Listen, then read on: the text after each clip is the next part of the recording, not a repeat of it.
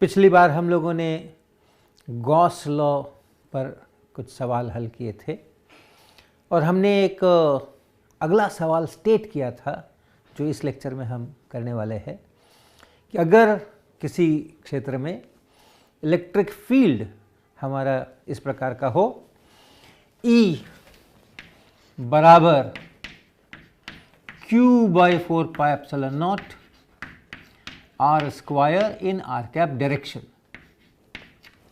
ऐसा electric field है और हमें पता नहीं है कि ये कौन से चार्ज के कारण से इलेक्ट्रिक फील्ड इस प्रकार का पैदा होता है। ऐसा हम बहाना करेंगे कि हमें पता नहीं है और इलेक्ट्रिक फील्ड से हम उस चार्ज को ढूंढेंगे कि वो चार्ज कहाँ है, एक चार्ज है या चार्ज डिस्ट्रीब्यूशन है या क्या है, इसको हम लोग करेंगे। तो गॉस लॉ आपको ध्यान है, हमने कहा divergence of E is equal to ρ/ε0। Rho है चार्ज डेंसिटी, जिस पॉइंट पे आप इस डाइवर्जेंस E को कैलकुलेट करेंगे उसी पॉइंट पर जो चार्ज डेंसिटी है यानी चार्ज पर यूनिट वॉल्यूम, वहाँ पे एक छोटा सा वॉल्यूम अगर मैं बनाऊँ, total charge divided by that volume, ये उस जगह का रो है, वहाँ का ये है। और ये इक्वेशन हर जगह पे पॉइंट बाय पॉइंट इसको फॉलो होना है। तो अगर हम को इलेक्ट्रिक फील्ड पता हो तो ये डाइवर्जेंस करके हम रो पता कर सकते हैं यानी चार्ज डेंसिटी पता कर सकते हैं। तो उसी की कोशिश हम लोग यहाँ से करेंगे। ये इलेक्ट्रिक फील्ड पता है और यहाँ से हम चार्ज डेंसिटी का पता करेंगे। तो हम लोग इसका जो स्वरूप है वो स्वरूप देख करके ही स्पष्ट है कि हम लोग को स्फेरिकल पोलर कोऑर्डिनेट्स में काम करना चाहिए।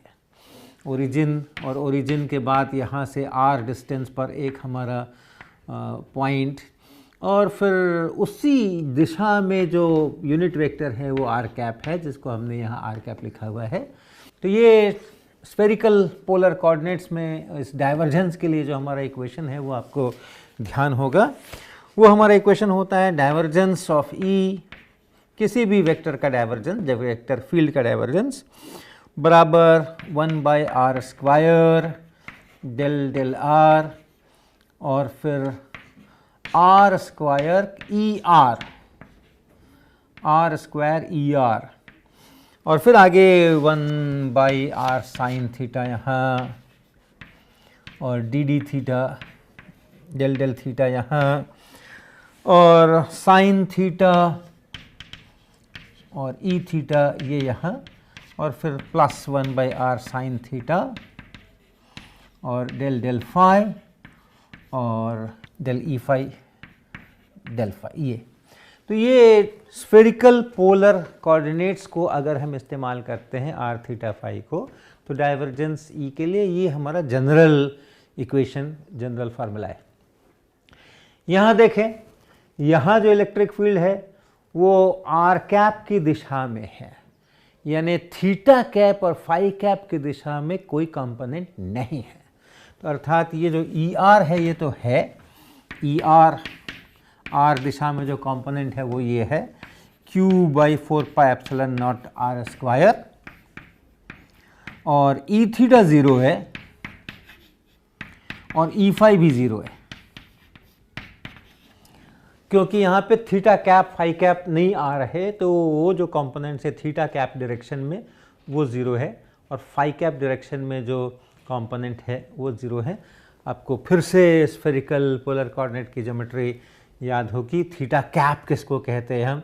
अगर आप इस r को न बदलें और फाई को भी न बदलें, यानी यहाँ से अगर आप xy प्लेन पे परपेंडिकुलर खींचते हैं तो ये जो प्लेन बनता है, यहाँ से ऐसे परपेंडिकुलर भी खींच सकते हैं, ये जो प्लेन बनता है इसी प्लेन में हम रहेंगे और इसी प्लेन में थीटा को बदलेंगे, इस थीटा को, ये फाई है। तो फाई नहीं बदलना, r नहीं बदलना, केवल थीटा बदलना।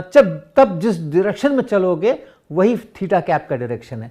इस तरह से, ये इस तरह से, ऐसा कुछ और फिर इन दोनों के परपेंडिकुलर ऐसे हॉरिजॉन्टल डायरेक्शन में z एक्सिस के चारों बगल वो जो डायरेक्शन आएगा वो फाई कैप का डायरेक्शन होगा। उधर कोई कंपोनेंट नहीं है, इसलिए ये सब। अब इन चीज़ों को आप यहाँ रखिए। तो चूंकि E थीटा 0 है, E फाई 0 है, इसलिए ये सारा पार्ट जो है वो 0 है, सिर्फ ये बचेगा।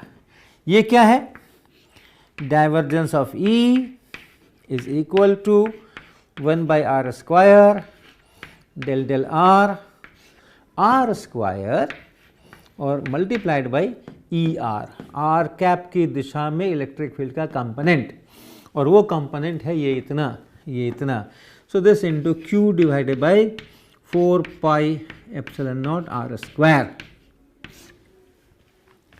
अब आप इस आर स्क्वायर को, इस आर स्क्वायर को काट लीजिए, तो जो अंदर में बच गया वो बच गया Q by 4 pi epsilon not, जो कि कांस्टेंट है, आर पे डिपेंड नहीं करता है, और आर पे डिपेंड नहीं करता है, कांस्टेंट है, और आप आर की अपेक्षा डिफरेंशिएट कर रहे हैं तो 0।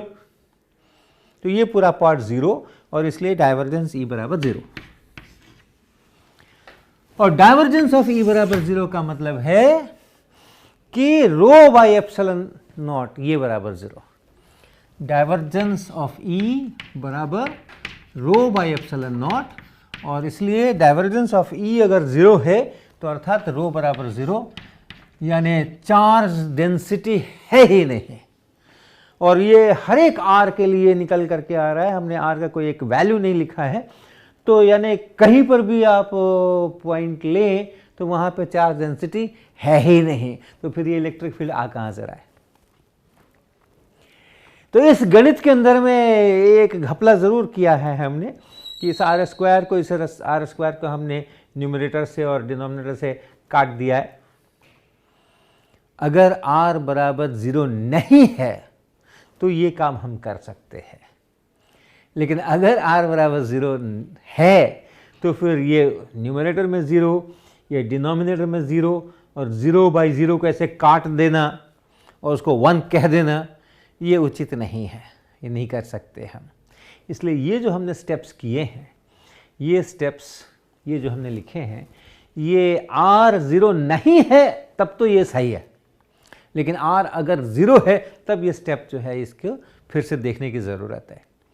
तो एक चीज़ इसमें से निकल करके आ रही है कि yes, rho is equal to 0 for r not equal to 0, यानी ओरिजिन के अलावा, r इक्वल टू 0 यानी ओरिजिन के अलावा और तो कहीं कोई चार्ज है ही नहीं।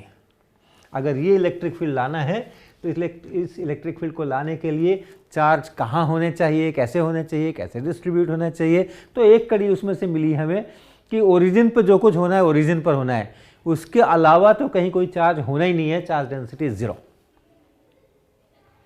अब ओरिजिन पर क्या होगा, r बराबर 0 पर क्या होगा?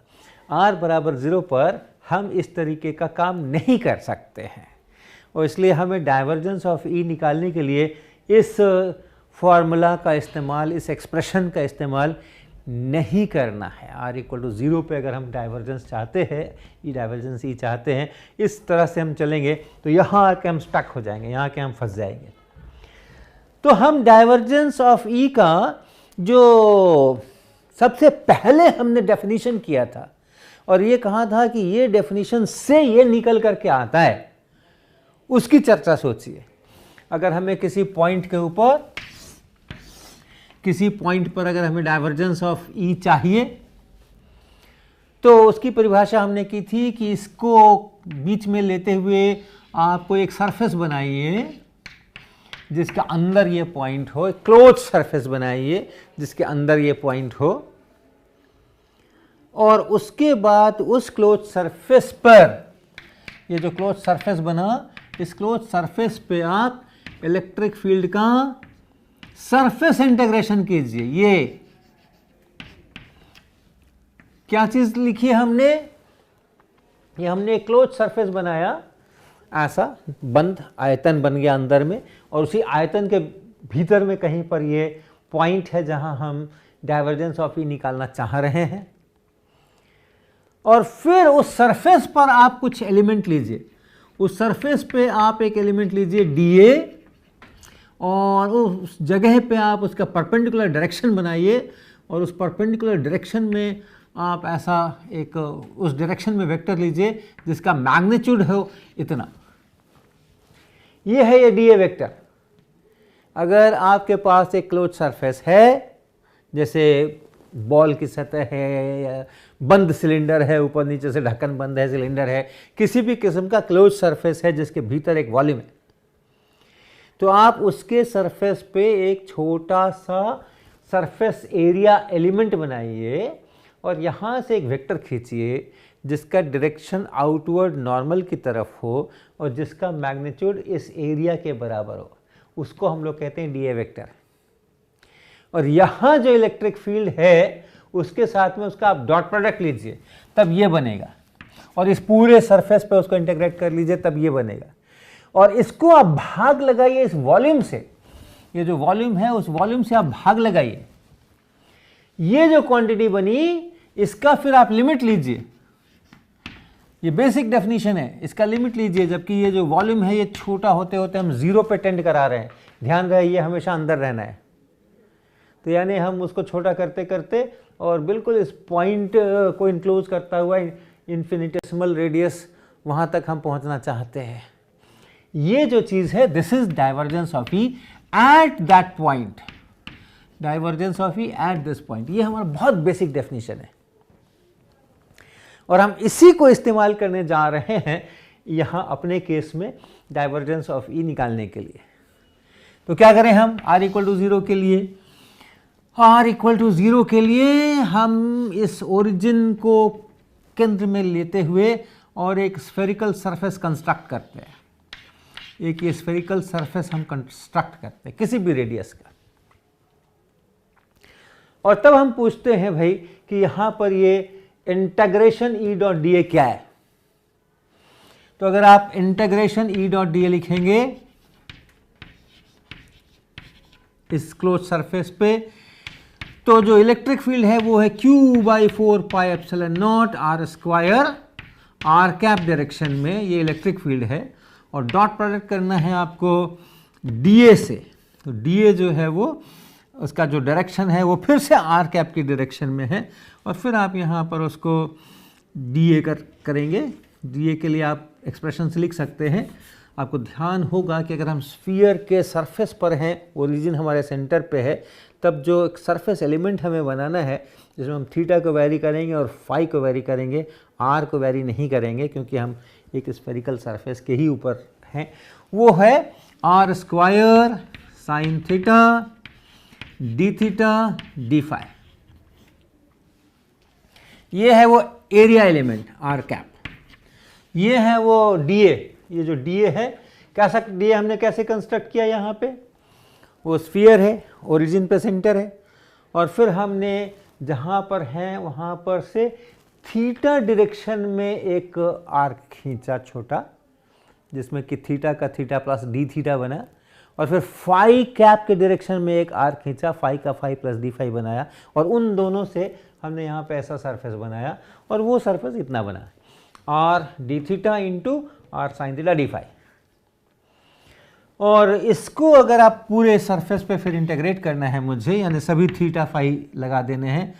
अब चूंकि हम ओरिजिन के को छोड़ करके हैं, हमने एक सरफेस बनाया है क्लोज सरफेस, और ये ओरिजिन उसके अंदर है, और हम सरफेस के ऊपर के पॉइंट्स के ऊपर ये सारा सब कुछ कर रहे हैं। इसलिए अब इस इंटीग्रेशन के समय में r बराबर 0 नहीं है, r बराबर 0 ओरिजिन पर है, और मेरा पूरा सरफेस ओरिजिन से तो बाहर है, ओरिजिन मेरे सरफेस पर कहीं पर भी नहीं है, और इसलिए हम अब इस आर स्क्वायर को इस आर स्क्वायर को काटने का हक रखते हैं। और इसको अगर आप इंटीग्रेट करेंगे, इस चीज को अगर आप इंटीग्रेट करेंगे, तो थीटा पे और फाई पे फुल इंटीग्रेशन करेंगे तो ये 4 पाई बनेगा साइन थीटा। थीटा अब इसको हम गोला हटा करके थीटा फाई में लिख सकते हैं। थीटा 0 से पाई जाना है और फाई को 0 से 2 पाई जाना है, पूरा स्फेरिकल सरफेस। तो ये जब आप इंटीग्रेट करेंगे तो ये 4 पाई बनेगा, उस 4 पाई से ये 4 पाई कटेगा, और आपको उत्तर मिलेगा q बाई एप्सिलॉन नॉट। और इसको फिर आप भाग लगाएंगे इसके वॉल्यूम से, इसके वॉल्यूम से, और तब उसका लिमिट लेना है आपको as this volume tends to 0। लेकिन अभी हमारे पास में बहुत सीधी सी बात है कि अगर हम इसको देखते हैं यहाँ से डाइवर्जेंस ऑफ ई बराबर ऐसा, तो अगर हम इस पॉइंट के अलावा कहीं हैं, जो कि हम ऑलरेडी देख चुके हैं, लेकिन इस पॉइंट पे ओरिजिन पे अगर हम इसको देखते हैं डाइवर्जेंस ऑफ ई को, जो कि इस E dot D A divided by टॉ है, लिमिट इसका एज टॉ टेंड्स टू 0, और ये जो चीज है ये फिक्स्ड है, ये फाइनाइट है क्यू बाई एप्सिलॉन नॉट, और भाग लगा रहे हैं हम वॉल्यूम से, और उस वॉल्यूम को जो 4/3 पाई आर क्यूब बनने वाला है, और उसको हम भाग लगाने वाले हैं, और उसको हम 0 टेंड कराने वाले हैं, दिस गोज टू 0, ये फिक्स्ड है, ये फाइनाइट है क्यू बाई एप्सिलॉन नॉट, ये 0 टेंड नहीं कर रहा और ये 0 टेंड कर रहा है, तो इसलिए ये जो लिमिट आने वाला है ये लिमिट इन्फिनिटी ही होने वाला है। तो क्या पता चला, rho is 0 for R not equal to 0 and rho is infinity for R equal to 0। R equal to 0 पर हम चलेंगे और वहां डाइवर्जेंस ऑफ ई निकालेंगे, तो वो डाइवर्जेंस ऑफ ई जो है वो हमें यहां से हम देख रहे हैं कि वो 0 बनने वाला है, और डाइवर्जेंस ऑफ ई अगर 0 बनने वाला है, इन्फिनिटी बनने वाला है, डाइवर्जेंस ऑफ ई यहाँ पर इन्फिनिटी बनने वाला है, और अगर डाइवर्जेंस ऑफ ई इन्फिनिटी बनने वाला है तो रो भी इन्फिनिटी बनने वाला है, तो बाकी सब जगह पर 0 और ओरिजिन के ऊपर इन्फिनिटी। अब इन्फिनिटी से तो कुछ समझ आया नहीं कि ये क्या हो गया, रो बराबर इन्फिनिटी तो बड़ी अलग किस्म की चीज़ होती है, उससे तो पक्का पता चला नहीं कि ये कौन सा चार्ज है जो ऐसा वाला इलेक्ट्रिक फील्ड देगा। तो इसको भी हम लोग और आगे बढ़ाएंगे, लेकिन उसके पहले एक रिवाइज कर दें एक चीज़ आपकी फिर से, कि हम लोग डिराक डेल्टा फंक्शन की बात हमने कभी की होगी, डिराक डेल्टा फंक्शन, और हम एक फंक्शन डिफाइन करते हैं डेल्टा आर ऐसा, और इसका अर्थ है कि हम ओरिजिन पर इसका वैल्यू इन्फिनिटी है, ओरिजिन के अलावा सब जगह 0 है, राइट। ऐसा हम लोग डिराक डेल्टा फंक्शन 3 डिमेंशन में है, वेक्टर नोटेशंस में है। 1 डिमेंशन का अगर हमें डिराक डेल्टा फंक्शन डिफाइन करना होता है तो हम डेल्टा एक्स लिखते हैं या delta x minus x not लिखते हैं।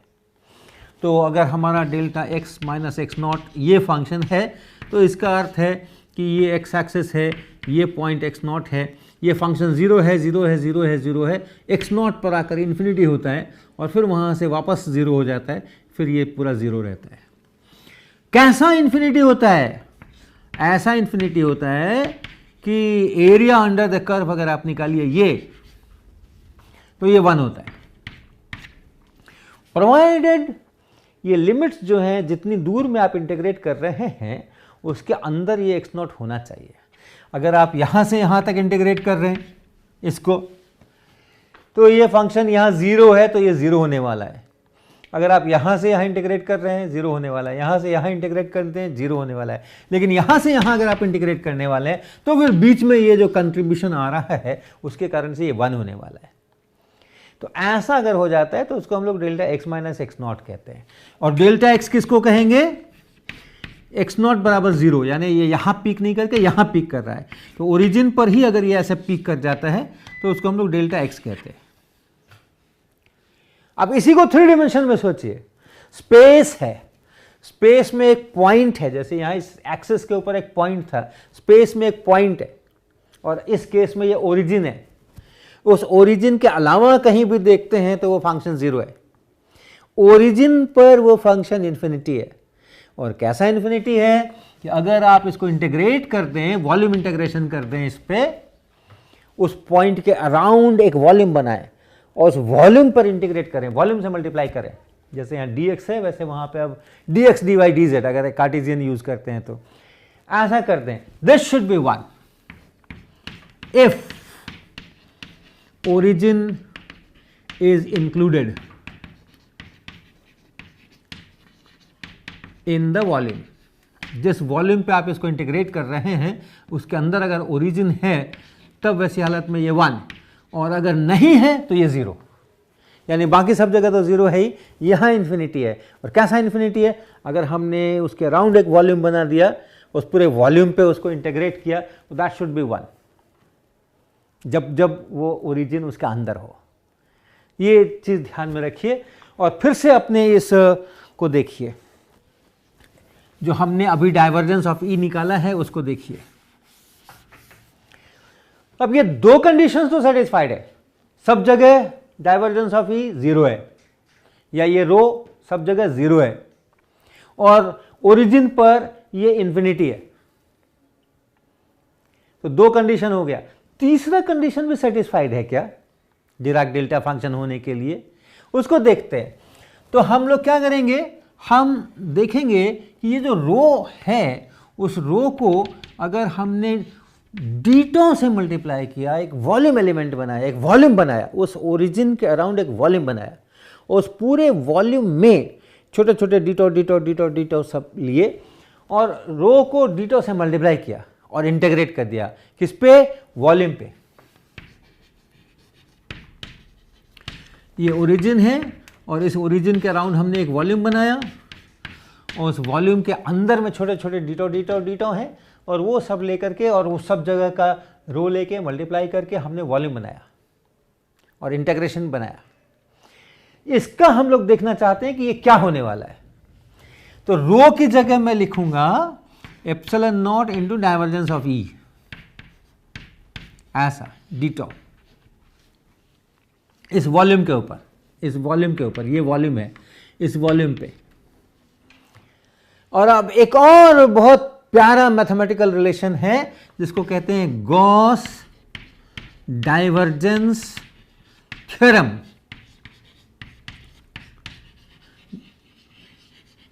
गॉस लॉ से ये बिल्कुल अलग है। गॉस लॉ फिजिक्स का रूल है, प्रकृति उसके अनुसार चलती है, और ये एक गणित का डेरिवेशन है, एक गणित का एक संबंध है। और वो क्या है कि अगर डाइवर्जेंस ऑफ कोई भी वेक्टर, डाइवर्जेंस ऑफ ई, इसको आप किसी वॉल्यूम पे इंटीग्रेट करना चाहते हैं तो आप ऐसा कर सकते हैं कि उस वॉल्यूम का जो सरफेस है, जिस सरफेस से वो वॉल्यूम इनक्लोज होकर के बना है, उस सरफेस पर आइए और उस सरफेस पे इलेक्ट्रिक फील्ड का सीधा ऐसा वाला इंटीग्रेशन कीजिए, ई डॉट डी ए, जैसे हम लोगों ने अभी यहां किया था। और ये दोनों आपस में बराबर होते हैं किसी भी वेक्टर फील्ड के लिए, कि उसका डाइवर्जेंस अगर यहाँ है और तब उसका वॉल्यूम इंटीग्रेशन कर रहे हैं, तो फिर आप उस फील्ड को बिना डाइवर्जेंस वगैरह लिए हुए डायरेक्ट केवल उस वॉल्यूम के सरफेस के ऊपर आप उसको इंटीग्रेट कर डालिए तो भी उतना ही आ जाता है। इसका इस्तेमाल हम यहाँ करेंगे तो क्या मिलेगा, क्या मिलेगा, इसका इस्तेमाल यहाँ करेंगे तो ये एप्सिलॉन नॉट तो मिलेगा ही मिलेगा, और उसके बाद हमें मिलेगा integration divergence of E ditto, अर्थात ई डॉट डी ए किस पे, उस सरफेस पे, और वो क्लोज सरफेस है, ये ऐसा बना सकते हैं। क्यों है क्लोज सरफेस, वॉल्यूम है, उस वॉल्यूम, जब वॉल्यूम हमने डिफाइन किया तो उसका एक सरफेस, बंद सरफेस डिफाइन हो गया, उस पर ये इंटीग्रेशन होना है। और ये चीज आप जानते हैं अच्छी तरह से, ई डॉट डी ए अभी हम लोगों ने देखा कि ये जो ई डॉट डी ए है that is Q by epsilon not. हम एक स्फेरिकल वॉल्यूम लेकर के और ये काम कर सकते हैं। तो अभी जैसे हम लोगों ने देखा कि ये जो integration E dot D A है वो अंत में हमें क्यू बाई एप्सिलॉन नॉट मिला था, इसलिए ये है epsilon not into Q by epsilon not, अर्थात क्यू। तो अब आप, और ये जो है ये रो डीटो है, एक्चुअली ये जो है ये रो डीटो है, rho ditto, this is rho, rho ditto जो है this is equal to Q. अगर ये जो वॉल्यूम लिया है इसके अंदर ओरिजिन है, और अगर इसके अंदर ओरिजिन नहीं है, यहां कहीं वॉल्यूम ले लिया, तब ये जीरो है। तो आप देखिए डिराक डेल्टा फंक्शन होने की तीनों शर्तें ये रो सेटिस्फाई कर रहा है, एक अंतर के साथ, यहां 1 होना चाहिए था, डिराक डेल्टा फंक्शन में इसको 1 होना चाहिए था, बाकी दोनों शर्तें ठीक है। Delta r is equal to 0 if r is not 0, बाहर कहीं ओरिजिन पर अगर नहीं है तो, और ओरिजिन पर अगर है तो इसको इन्फिनिटी होना चाहिए। और इसके अलावा ये तीसरी शर्त। तो हमारा रो इन तीनों शर्तों को फॉलो कर रहा है, एक्सेप्ट कि यहाँ 1 की जगह q है। Rho is 0 if r is not 0, rho is infinity if r is 0, and rho dito is q if origin is included, otherwise this. तो यानी ये जो फंक्शन है मेरा रो, ये फंक्शन है q टाइम्स डेल्टा r। 1 की जगह पे q है, इसको q से मल्टीप्लाई कर दीजिए आप, this is q times delta r। तो ये हमने पूरी तरह से, और हमने इक्वेशन इसका दे दिया, ये है चार्ज डिस्ट्रीब्यूशन। और इस चार्ज डिस्ट्रीब्यूशन का मतलब यही है कि ओरिजिन के ऊपर, सिर्फ ओरिजिन के ऊपर एक पॉइंट चार्ज q पड़ा हुआ है, ताकि अगर आप उसके अराउंड वॉल्यूम लेकर के और टोटल चार्ज ढूंढें उसके अंदर में, तो आपको q मिल जाएगा, और उसके अलावा कहीं आप बनाते रहिए वो 0 मिलेगा। तो ये हमने इलेक्ट्रिक फील्ड से शुरू करके और ये डिराइव किया कि मेरा चार्जेस कहाँ हैं, ओरिजिन के अलावा कहीं नहीं है, और ओरिजिन पर है पॉइंट चार्ज है, बटा हुआ नहीं है, और वो पॉइंट चार्ज जो है उसका वैल्यू q है। तो ऐसा हम लोग गॉस लॉ का एक उपयोग करते हैं अगर इलेक्ट्रिक फील्ड मालूम हो तो उससे चार्ज डिस्ट्रीब्यूशन निकालने में।